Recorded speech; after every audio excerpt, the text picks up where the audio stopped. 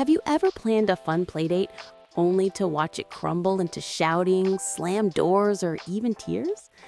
One toy, one game, one tiny disagreement, and suddenly your child and their friend are in a full-blown fight. It's painful to watch. You want them to have fun, but instead, you're stuck playing referee, feeling embarrassed in front of the other parent. Here's the truth. Friendship fights don't mean your child is bad at making friends. It means they're still learning how to manage big feelings in social moments. And anger, when not guided, can push friends away. In our home, playdates were unpredictable. He'd start excited, but within 20 minutes, boom, a game didn't go his way, a friend didn't share, and suddenly he was shouting or storming off. At first, I thought he just wasn't ready for friends. But then I realized he wasn't bad at friendship, he just didn't have the tools yet. Once we started teaching coping skills for friendship anger, like pausing, using I feel statements, and practicing problem solving, the fights got shorter and playdates didn't always end in tears. The surprise? Friendships don't get stronger by avoiding fights.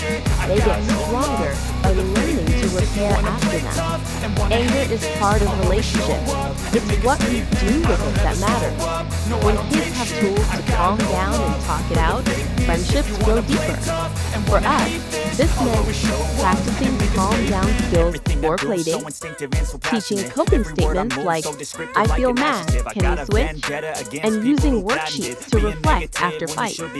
That's when I realized anger wasn't ruining friendships. It was shaping skills for lifelong connection.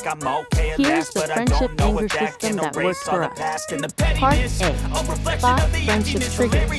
We use what this might use. Sharing toys, losing at games, or waiting turns were top triggers. Writing them down helps us plan. Part B. Teach friendship scripts. We use anger coping statements. Instead of yelling, we practice, I feel mad when you don't share. Can I have a turn next? Practicing at home made it easier in real play. Part C. Repair after fights. We use working through anger. Kids wrote what made me mad, what I did, and what I'll try next time. This built repair skills instead of grudges. Troubleshooting lower thirds. Fight keeps escalating, pause play for a reset. Friend wants to leave? Use repair worksheet before ending. Same fight repeat. Circle trigger and practice coping script again. With these supports, playdates became learning labs for managing anger.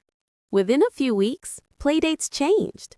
Instead of ending in slammed doors, they ended with repaired friendships. My child still got angry, but now he'd pause, use a coping script, or fix things after. And I realized friendships weren't fragile, they were growing stronger through these moments. That's why I built the 27-page anger management bundle, because anger shouldn't break friendships, it should build skills.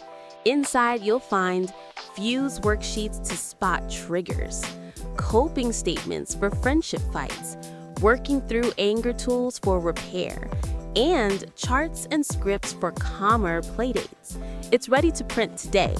Start this week, print what lights my fuse before the next playdate, or practice coping statements at home. When the fight comes, you'll already have a tool ready. Comment friends or calm below. Tell me which page you'll try first. Tomorrow in day 17, we'll cover family gatherings, like anger sparks at holidays and parties, and how to keep peace when emotions run high.